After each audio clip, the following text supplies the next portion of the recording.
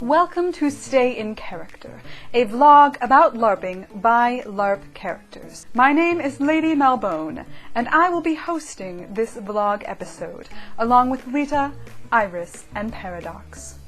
We discuss today what a LARP actually is and how you can go about finding one that is perfect for your playstyle. First of all, what is a LARP? LARP occurs when you physically act out your character's actions. LARPing is varied. Perhaps you saw the movie Role Models and now believe that you understand LARPing in its entirety. Well, I'm happy to ruin your ignorance and inform you that that just isn't true. I shall put it into a metaphor that perhaps you can understand. LARPing is like card games. All of the card games. And within this genre of card games, there are many little card games. And each of them are very different. And like with card games, the players like to argue which game is better. I'm a Pokemon player. I've caught all my favorite Pokemon, and they're on shiny foil cards. Oh yeah? Well, I play Yu-Gi-Oh! And this is a much better game than yours. Oh yeah? Well, I wouldn't waste my time on such trash. Oh, well, let's get into a fight. Personally, I like Magic the Gathering the most.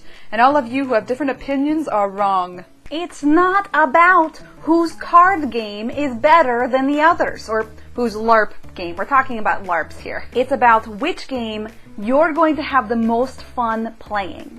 And remember, you don't only have to pick one. You can like more than one LARP. There are 4 things you should remember when trying to decide what LARP is the best for you. Number 1, the genre. 2, the immersion level. 3, the gaming system. And 4, whether or not it's a chapter or standalone game. Genre is self-explanatory. Is the LARP fantasy, steampunk, vampire, apocalyptic, zombie? It's very likely that if there is something that you've enjoyed, there is a LARP out there for it. There is even a hillbilly LARP, where some people in Europe have been pretending to be hillbillies in Georgia. The immersion. There is both high and low immersion in a LARP game. A high immersion game, which is something I prefer and find far superior, is where you're trying to create a world that feels real. That can be everything from the costume to the atmosphere. The biggest thing to remember about high immersion is that yes, it may have a higher cost, it may require more energy and more of your time, but it yields a far greater reward. Why would you not want to go to a LARP where people are wearing actual armor and drinking from goblets of in-character feast food? If you like a challenge, high immersion is for you. Whoa, time out! Have we forgotten? LARPing is just a game. It's about having fun, alright? Not all of this crazy, everything has to be perfect crap. Low immersion. It can be really fun too. And sometimes it can be a mix. It could be some high immersion in costuming and maybe low immersion in the game mechanics and in the magic and the setting itself. Some games have been going on for a lot longer, and so they've already got all these great costumes around. There are some games who have access to really great camping areas that look in period, whereas others, all they have is a gymnasium in which to play in. Sometimes it just has to do with what is available and what you got to work with. Low immersion games tend to cost a lot less because you're spending less on things like costumes and equipment, all those things that take a lot of time, a lot of energy in order to look perfect for a high immersion game. The other thing about low immersion games usually require a lot more imagination. The game system usually allows you to play characters that are completely different than who you are in real life. If you're not fast in real life, in a high immersion game, you can't play a character that dodges bullets. In a low immersion game, it's more likely that you have the chance to play something just completely out there. Have you always wanted to play a halfling but you're not 3 feet tall? In a low immersion game, we let a lot of those things slide. Different game systems can be a little more complex. It involves actually reading the rule book. But some of the biggest differences has to do with whether or not the LARP is combat or non-combat.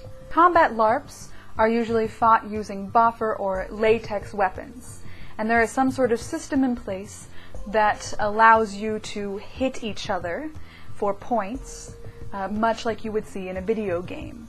Non-combat LARPs require a different sort of system because you're not using actual fake weapons. You're using something like rock, paper, scissors, or dice.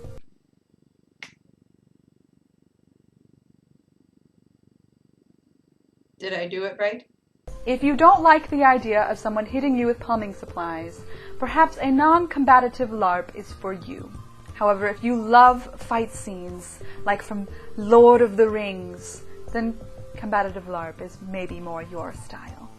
Finally, is it a chapter or is it a standalone LARP? A standalone LARP means that there are no other LARPs like it, or at least not exactly like it. You can expect that the plot is only going to continue at that one place, that you can't take your character from that place into another and still get experience. There's more of a chance that such things as rules and actual gaming systems are a little more flexible and can reflect the actual desires of the players.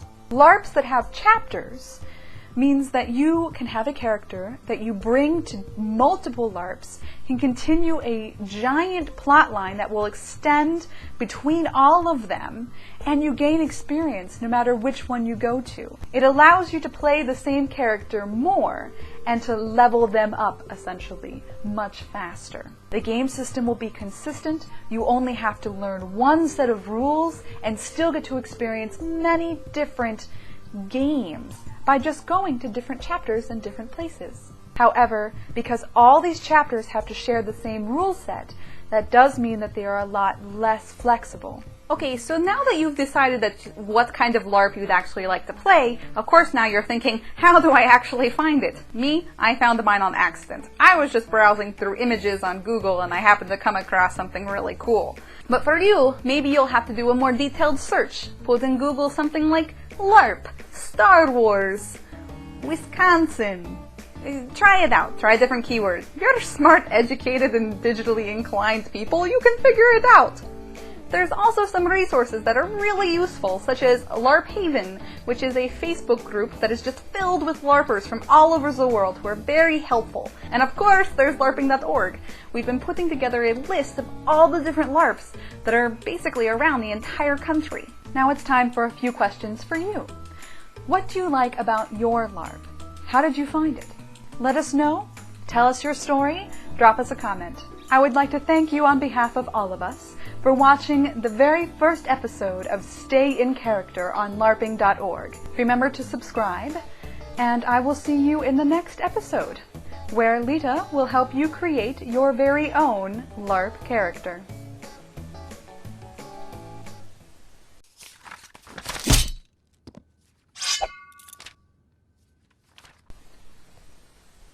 Hey, got any Pikachus?